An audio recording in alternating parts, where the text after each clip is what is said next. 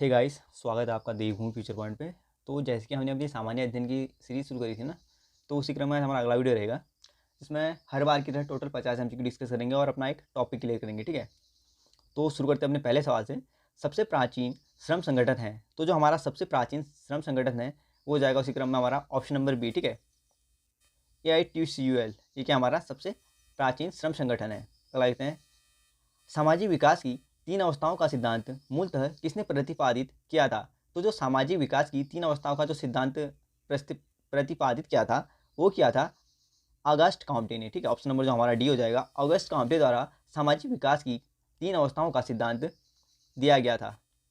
अगला देखते हैं, मिड डे मील कार्यक्रम को किस वर्ष योजना में शुरू किया गया। तो जो मिड डे मील जो कार्यक्रम को शुरू किया गया था, तो वो जो पंचवर्षीय योजना थी वो थी 8वीं पंचवर्षीय योजना, ठीक है। यानी 8वीं पंचवर्षीय योजना के दौरान मिड डे मील कार्यक्रम को शुरू किया गया था। नेक्स्ट देखते हैं, भारत में पुर्तगाली शक्ति का वास्तविक संस्थापक किसे माना जाता है। तो जो भारत में पुर्तगाली शक्ति का जो वास्तविक संस्थापक माना जाता है वो माना जाता है ऑप्शन नंबर बी, ठीक है, अल्फांसो डी अल्बुकर्क। ये हमारा बिल्कुल सही ऑप्शन है कि अल्फांसो डी अल्बुकर्क को भारत में पुर्तगाली शक्ति का वास्तविक संस्थापक माना जाता है। नेक्स्ट देखते हैं, किस इतिहासकार ने प्लासी के युद्ध के बारे में कहा था। तो प्लासी के युद्ध के बारे में कथन दिए कि किस इतिहासकार ने यह कहा था कि यह एक सौदा था जिसमें बंगाल के धनी सेठों तथा मीर जाफर ने नवाब को अंग्रेजों के हाथ बेच डाला। तो जो ये कथन था वो कथन किसका था ये पूछा जा रहा है, ठीक है। तो इसका तो हमारा सही ऑप्शन हो जाएगा, वो जाएगा KM पड्डीकर, ठीक है। KM जो पड्डीकर था, इन्होंने ये कहा था कि जो बंगाल है उसको सेठ धनियों के हाथों पे मीर जाफर ने बेच दिया था। नेक्स्ट देखते हैं, भारत के पहले इंजीनियरिंग कॉलेज की स्थापना कहाँ की गई। तो जो भारत के पहले इंजीनियरिंग कॉलेज की जो स्थापना की गई थी वो की गई थी रुड़की में, ठीक है। ऑप्शन नंबर जो हमारा बी हो जाएगा, रुड़की। ये एक उत्तराखंड के अंदर आने वाला हरिद्वार का एक तहसील है, ठीक है, रुड़की। वहाँ पे क्या की गई थी, पहली जो इंजीनियरिंग कॉलेज था उसकी स्थापना की गई थी रुड़की में। अगला देखते हैं, किस चार्टर एक्ट द्वारा देश की शासन प्रणाली का केंद्रीकरण कर दिया गया। तो ऐसा कौन सा चार्टर एक्ट था जिसके तहत देश की जो शासन प्रणाली था उसका केंद्रीकरण कर दिया था। तो इसका जो हमारा सही ऑप्शन हो जाएगा वो जाएगा चार्टर एक्ट 1833, ठीक है। यानी हमारा जो ऑप्शन नंबर सी हो जाएगा, 1833 के चार्टर एक्ट के तहत देश की शासन प्रणाली को केंद्रीकरण कर दिया था, ठीक है। नेक्स्ट देखते हैं, मराठा प्रशासन में चौथ और सरदेशमुखी का संबंध निम्नलिखित में से किससे था। तो मराठा प्रशासन व्यवस्था के बारे में बात कर रहा है कि चौथ और जो सरदेशमुखी था उसका संबंध किससे था। तो इसका जो हमारा सही आंसर हो जाएगा जो कर व्यवस्था थी ना उससे संबंधित थी मराठा प्रशासन में चौथ और सरदेशमुखी। नेक्स्ट देखते हैं, निम्नलिखित पेशवाओं को उनके कार्यक्रम के अनुसार आरोही क्रम में सजाएं। तो आरोही क्रम में बोल रहा है, ठीक है। तो आरोही क्रम में देख लेते हैं इसका। तो सबसे पहले थे बाजीराव विश्वनाथ, पहले नंबर पे आ जाएंगे बाजीराव विश्वनाथ, दूसरे नंबर पे आ जाएंगे बाजीराव, तीसरे नंबर पे आ जाएंगे बालाजी बाजीराव और चौथे नंबर पे आएंगे माधवराव फर्स्ट, ठीक है। तो इनकी सीरीज बिल्कुल सही है। फर्स्ट का ऑप्शन नंबर जो हमारा ए हो जाएगा वो बिल्कुल सही हो जाएगा, ठीक है। पहले हैं बालाजी विश्वनाथ, दूसरे हैं बाजीराव, तीसरे हैं बालाजी बाजीराव, चौथे हैं माधवराव प्रथम। नेक्स्ट देखते हैं, एका आंदोलन कृषकों के मुख्य कारणों में शामिल नहीं था। तो जो एका आंदोलन था वो पूछा जा रहा है कि कृषकों के कौन से मुख्य कारणों में शामिल नहीं था, ठीक है। और नीचे हमें 4 कारण दिए हैं। तो इसका तो हमारा सही आंसर हो जाएगा सेना में भर्ती होने का दबाव। ये जो है एका आंदोलन का कारण नहीं था, ठीक है। ऑप्शन नंबर जो हमारा डी है वो बिल्कुल सही है। अंग्रेजों द्वारा निम्न में से किस क्रांति को फांसी की सजा दी गई थी। तो ऐसा कौन सा क्रांतिकारी था जिसको फांसी की सजा दी गई थी। तो इसका तो हमारा सही आंसर हो जाएगा वो जाएगा राजगुरु, ठीक है। ऑप्शन नंबर जो सी हो जाएंगे राजगुरु चंद्रशेखर आजाद, इसमें हमारा गलत ऑप्शन हो जाएगा, ठीक है। तो जो राजगुरु थे उन्हें क्या दी गई थी, फांसी की सजा दी गई थी। यानी हमारा ऑप्शन नंबर जो सी हो जाएगा वो क्या है, बिल्कुल सही है। नेक्स्ट देखते हैं, और जो राजगुरु को फांसी की सजा दी थी वो दी थी 1931 को, ठीक है, 23 मार्च 1931 को। इसके साथ जो अन्य दो थे वो थे भगत सिंह, राजगुरु और सुखदेव को, ठीक है। एक साथ क्या दी थी, फांसी दी थी इनको। नेक्स्ट देखते हैं, प्रसिद्ध उपन्यास आनंद मठ को किस नाम से भी जाना जाता है। तो जो आनंद मठ है प्रसिद्ध उपन्यास, उसको अन्य किस नाम से जाना जाता है, वो जाना जाता है बंगाली देशभक्ति का बाइबिल, ठीक है। ऑप्शन नंबर जो हमारा सी हो जाएगा, बंगाली देशभक्ति का बाइबिल कहा जाता है आनंद मठ को। नेक्स्ट देखते हैं, ब्रिटिश भारत में किसने दास व्यापार पर रोक लगाई। तो जो दास व्यापार पर जो रोक लगाई थी वो लगाई थी एलन ब्रो ने, ठीक है, लॉर्ड एलन ब्रो। बिल्कुल सही ऑप्शन है कि लॉर्ड एलन ब्रो ने दास व्यापार पे रोक लगाई थी। नेक्स्ट देखते हैं, भारत में ब्रिटिश सरकार ने 1857 के बाद किस आंदोलन के दौरान सबसे निर्मम दमन किया? तो 1857 के आंदोलन के बाद पूछा जा रहा है कि कौन से आंदोलन पे जो ब्रिटिश सरकार है उसने निर्मम दमन किया था उसका। तो इसका जो हमारा सही ऑप्शन है भारत छोड़ो आंदोलन। ठीक है, तो भारत छोड़ो आंदोलन बिल्कुल सही ऑप्शन है कि इसका क्या किया था, ब्रिटिश सरकार ने निर्मम दमन किया था। नेक्स्ट देखते हैं, निम्नलिखित में से किस मुगल शासक ने इलाही संवत की स्थान पर हिजरी संवत की स्थापना की थी? तो शुरुआत की थी यानी, ठीक है, तो इलाही संवत के स्थान में जो हिजरी संवत का जो शुरुआत की गई थी वो की थी शाहजहां ने। यानी हमारा जो ऑप्शन नंबर डी हो जाएगा, शाहजहां द्वारा इलाही संवत के स्थान पे हिजरी संवत का शुरुआत किया गया था। नेक्स्ट देखते हैं, अलाउद्दीन खिलजी ने किसे रायन की उपाधि दी थी? तो अलाउद्दीन खिलजी ने जो रायन की जो उपाधि दी थी वो दी थी रामचंद्र को। ठीक है, यानी राजा रामचंद्र, ऑप्शन नंबर जो डी है, राजा रामचंद्र को अलाउद्दीन खिलजी द्वारा रायन की उपाधि दी गई थी। हुमायूंनामा निम्नलिखित में से किसकी रचना थी? तो जो हुमायूंनामा जो रचना थी वो थी गुलबदन बेगम की। ठीक है, ऑप्शन नंबर जो हमारा सी हो जाएगा, गुलबदन बेगम द्वारा हुमायूंनामा रचा गया था। नेक्स्ट देखते हैं, निम्नलिखित स्थलों में कहाँ बौद्ध विहारों का विशालतम समूह मिलता है? तो जो बौद्ध विहार होते हैं ना, जो हमारे बौद्ध भिक्षु रहते हैं उनको कहते हैं, ठीक है, बौद्ध विहार उनको कहा जाता है जहाँ भी बौद्ध भिक्षु रहते हैं। तो जो बौद्ध विहारों का विशालतम जो समूह है वो कहाँ मिलता है? तो इसका जो हमारा सही आंसर हो जाएगा जुन्नार में। ठीक है, ऑप्शन नंबर जो डी है, जुन्नार में बौद्ध जो भिक्षु होते हैं उनका विशालतम समूह पाया जाता है, ऑप्शन नंबर डी। नेक्स्ट देखते हैं, बिहार से प्राप्त सबसे प्राचीन आहत या जो पंचमार्कट सिक्के किस धातु के हैं? तो जो बिहार से प्राप्त सबसे प्राचीन आहत या जो मार्कट सिक्के हैं ना वो किस धातु के प्राप्त हैं? वो है चांदी के। ऑप्शन नंबर जो हमारा ए हो जाएगा वो चांदी के प्राप्त हुए हैं। ठीक है, नेक्स्ट देखते हैं, वैदिक देवता मित्र, वरुण, इंद्र और नासत्य के नाम किस अभिलेख में हैं? तो जो वैदिक देवता है मित्र, वरुण और इंद्र के जो और नासत्य के जो नाम है वो कौन से अभिलेख में ये पूछा जा रहा है। ठीक है, तो इसका जो हमारा सही ऑप्शन है वो जाएगा बोगाज-कोई। ठीक है, ऑप्शन नंबर जो हमारा सी है, बोगाज-कोई अभिलेख में ये इनके नाम क्या है, वर्णित है। ठीक है, नेक्स्ट देखते हैं, किस संप्रदाय में अनुयायियों को पंचाधिक कहा जाता है? तो जो अनुयायियों को जो पंचाधिक कहा जाता है वो कहा जाता है पाशुपत संप्रदाय में। ठीक है, पाशुपत जो है ऑप्शन नंबर सी, पाशुपत संप्रदाय में जो अनुयायियों को पंचाधिक कहा जाता है। नेक्स्ट देखते हैं, भारतीय इतिहास में कुल कितने विक्रमादित्य की चर्चा है? तो जो भारतीय इतिहास में जो विक्रमादित्य की जो चर्चाएं हैं वो है 14। ठीक है, ऑप्शन नंबर जो हमारा डी हो जाएगा, 14 विक्रमादित्य की चर्चा है भारतीय इतिहास में। अगला देखते हैं, 9वीं शताब्दी के मध्य में सुलेमान नामक अरबी जो व्यापारी था ने भारत की यात्रा के बाद लिखे संवत में किस वंश के राजवंश को रूहमा कहा है? तो जो सुलेमान नामक जो अरबी व्यापारी था ना, पूछा रहा है सीधे सीधे कि अपने जो यात्रा वृत्तांत लिखा था उसने किस जो राजवंश के बारे में लिखा है कि वो रूहमा कह के संबोधित किया है किस राजवंश को। ठीक है, तो इसका जो हमारा सही ऑप्शन हो जाएगा वो जाएगा पाल वंश के साम्राज्य को। ठीक है, पाल वंश का जो साम्राज्य है उसको क्या कहा था, रूहमा कहा था, सुलेमान नामक अरबी व्यापारी ने। नेक्स्ट देखते हैं, प्रसिद्ध बौद्ध विद्वान वसुमित्र किसके शासनकाल से संबंधित हैं? तो जो प्रसिद्ध बौद्ध विद्वान है वसुमित्र वो संबंधित हैं कनिष्क के शासनकाल से। ठीक है, ऑप्शन नंबर जो हमारा डी हो जाएगा, कनिष्क के जो शासनकाल से संबंधित हैं प्रसिद्ध बौद्ध विद्वान वसुमित्र। निम्नलिखित में से 10 राज्य युद्ध का लेखन या उल्लेख हमें किससे प्राप्त होता है? तो जो 10 राज्य युद्ध का जो उल्लेख प्राप्त होता है वो हमें प्राप्त होता है ऋग्वेद के 7वें मंडल से। ठीक है, ऑप्शन नंबर जो हमारा सी हो जाएगा, ऋग्वेद के 7वें मंडल में 10 राज्य युद्ध का उल्लेख है। नेक्स्ट देखते हैं, निम्नलिखित मगध राजवंशों को कालक्रम के अनुसार व्यवस्थित करना है। तो देख लेते हैं, मगध के राजवंशों के बारे में दिया और कालक्रम के अनुसार उसको व्यवस्थित करना है। तो उसमें जो पहला आ जाएगा हर्यक वंश। ठीक है, पहले हर्यक वंश, फिर नंद वंश आएगा और फिर मौर्य वंश आएगा और फिर शुंग वंश आएगा। यानी जो हमारा ऑप्शन नंबर सी हो जाएगा 4 1 3 2, ये क्या है, बिल्कुल सही क्रम है। ठीक है, 1857 के विद्रोह में कुंवर सिंह की मृत्यु के बाद अमर सिंह के नेतृत्व संभाला बाद में सरकार ने उन्हें, तो जो सरकार ने उनके लिए जो कदम उठाया था वो बताना है। ठीक है, तो सरकार ने उन्हें क्या कर दिया था, गिरफ्तार कर लिया था ना, तो क्या हो जाएगा, ऑप्शन नंबर ये बिल्कुल सही हो जाएगा। ठीक है, 1857 की क्रांति के बाद जो कुंवर सिंह की जो मृत्यु हो गई थी उनके बाद जो नेतृत्व संभाला था उसका अमर सिंह ने, तो उन्हें क्या कर दिया था, उन्होंने गिरफ्तार कर लिया था। नेक्स्ट देखते हैं, सूची 1 को सूची 2 से मिलान कीजिए।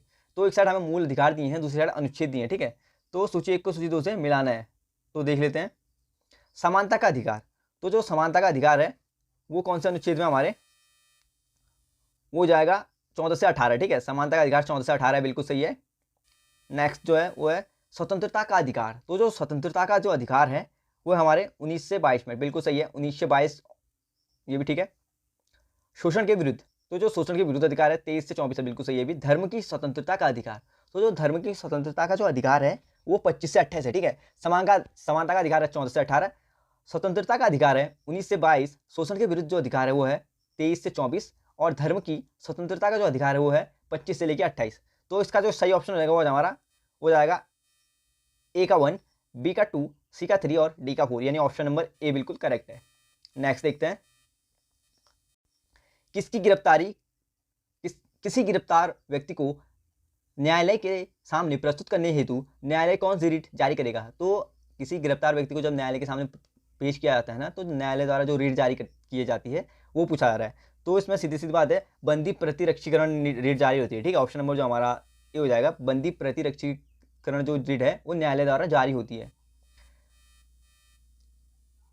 लोक लेखा समिति के संदर्भ में निम्नलिखित में से कौन सा कथन सही नहीं है। तो लोक लेखा समिति के जो बारे में कथन दिए हैं, बताना ये कौन सा कथन सही नहीं है। लोक लेखा समिति का कार्यकाल 2 वर्ष होता है, ये बिल्कुल गलत ऑप्शन है। लोक लेखा समिति में 22 सदस्य होते हैं, बिल्कुल सही। इसमें राज्यसभा और लोकसभा दोनों शामिल होते हैं, बिल्कुल सही है भी। कोई मंत्री लेखा समिति का अध्यक्ष नहीं हो सकता, बिल्कुल सही है भी। तो हमारा जो ऑप्शन नंबर डी हो जाएगा, लोक लेखा समिति का कार्यकाल 2 वर्ष होता है, गलत है। नेक्स्ट देखते हैं, भारत में निर्वाचनों का अधीक्षण निर्देशन और नियंत्रण किस में निहित है। तो जो निर्वाचनों का जो अधीक्षण और निर्देशन जो नियंत्रित है वो नियंत्रित है भारत में भारत निर्वाचन आयोग द्वारा, ठीक है। ऑप्शन नंबर जो हमारा सी हो जाएगा, भारत निर्वाचन आयोग में अधीक्षण और निर्देशन और नियंत्रण क्या है, निहित है। नेक्स्ट देखते हैं, कल्याणकारी राज्य की अवधारणा संविधान में है।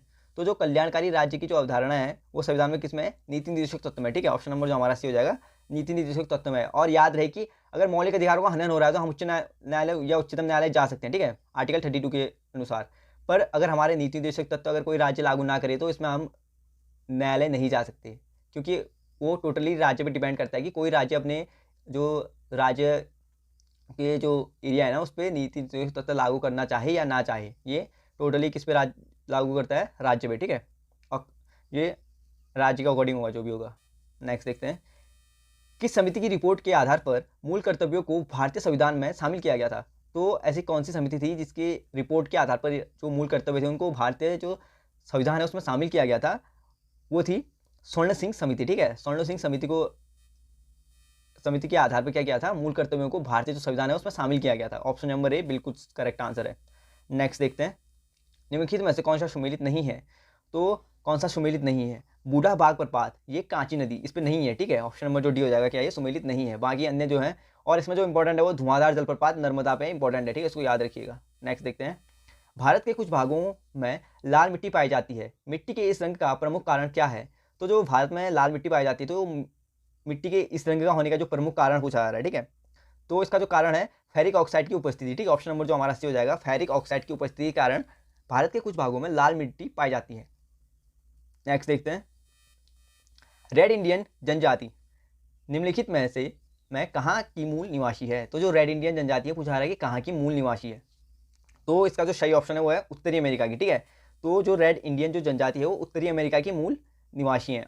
नेक्स्ट देखते हैं, क्षेत्रफल के आधार पर सबसे बड़ा स्थल रुद्र देश है। तो क्षेत्रफल के आधार पर जो स्थल रुद्र जो देश है सबसे बड़ा वो है कजाकिस्तान। ऑप्शन नंबर जो ये हो जाएगा हमारा, कजाकिस्तान क्षेत्रफल की दृष्टि से सबसे बड़ा देश है।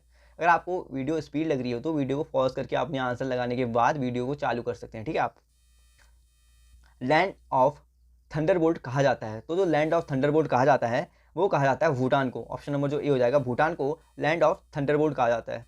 नेक्स्ट देखते हैं, जयमंडल आरक्षित क्षेत्र शैला चमन की पहाड़ियाँ निम्नलिखित में से किस राज्य में स्थित है। तो जयमंडल आरक्षित क्षेत्र शैला चमन की जो पहाड़ियाँ हैं वो हमारे कौन से राज्य में स्थित है, आंध्र प्रदेश में, ठीक है। ऑप्शन नंबर जो हमारा सी हो जाएगा, आंध्र प्रदेश में क्या है, ये पहाड़ियाँ स्थित हैं। नेक्स्ट देखते हैं, निम्न में से कौन सा दर्रा पूर्वोत्तर भारत में स्थित नहीं है। तो जो पूर्वोत्तर भारत में स्थित दर्रा नहीं है वो हो जाएगा हमारा नीति दर्रा, ठीक है। और ये नीति दर्रा कौन से उसमें पड़ता है, स्टेट में पड़ता है, उत्तराखंड में पड़ता है, ठीक है, नीति दर्रा।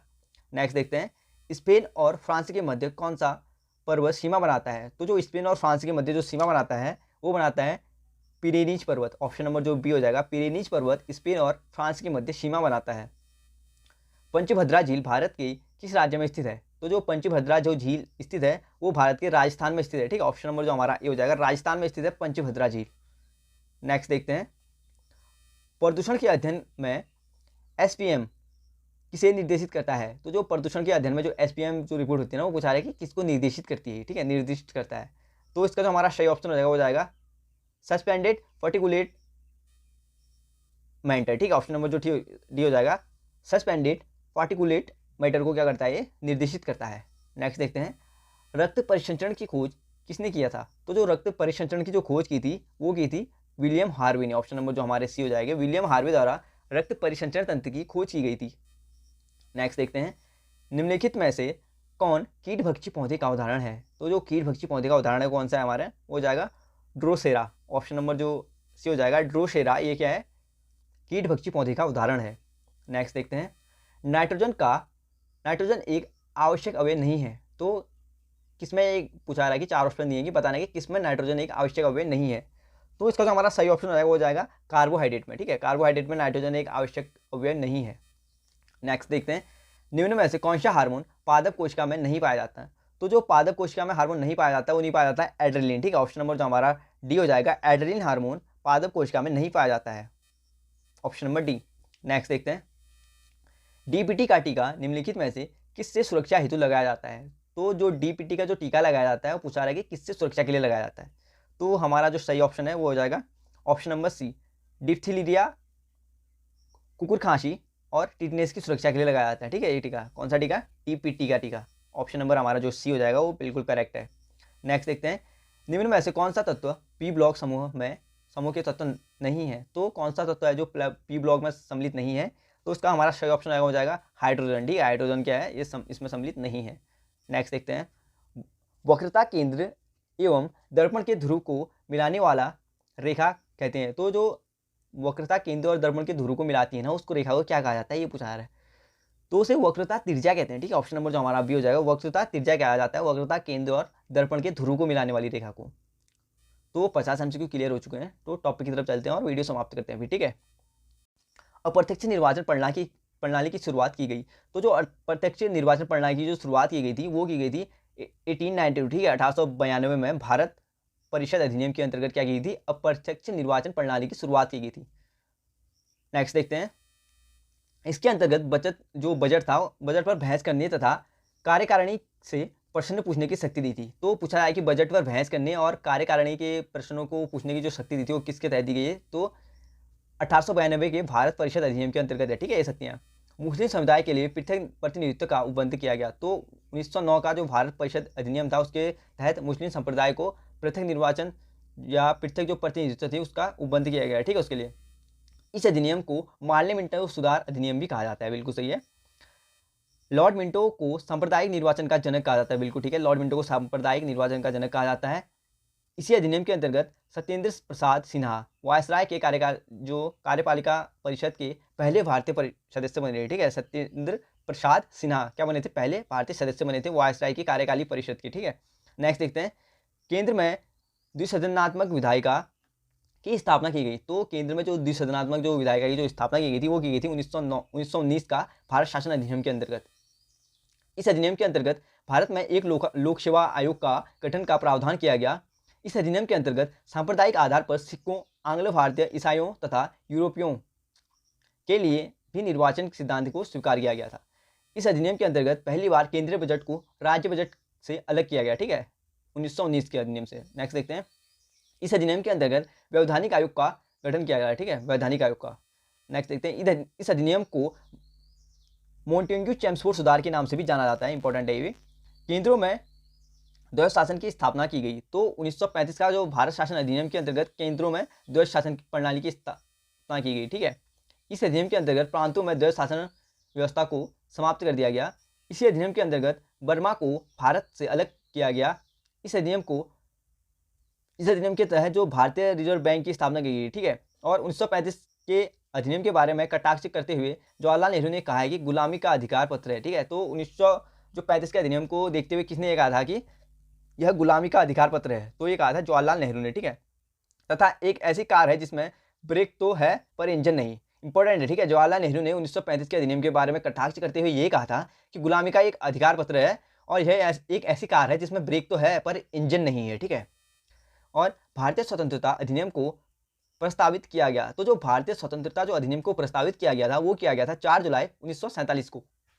नेक्स्ट देखते हैं, भारतीय स्वतंत्रता अधिनियम 1947 के अंतर्गत धाराएं की संख्या है। तो जो भारतीय स्वतंत्रता अधिनियम है 1947 उसके अंदर जो धाराएं हैं उनकी संख्या है 20, ठीक है। इंपॉर्टेंट है कि कितनी धाराएं थी, 20 धाराएं थी। तो वीडियो पसंद आया तो वीडियो को लाइक कीजिए, कमेंट कीजिए एंड चैनल को सब्सक्राइब कीजिए। मिलते हैं नेक्स्ट वीडियो में। Thank you.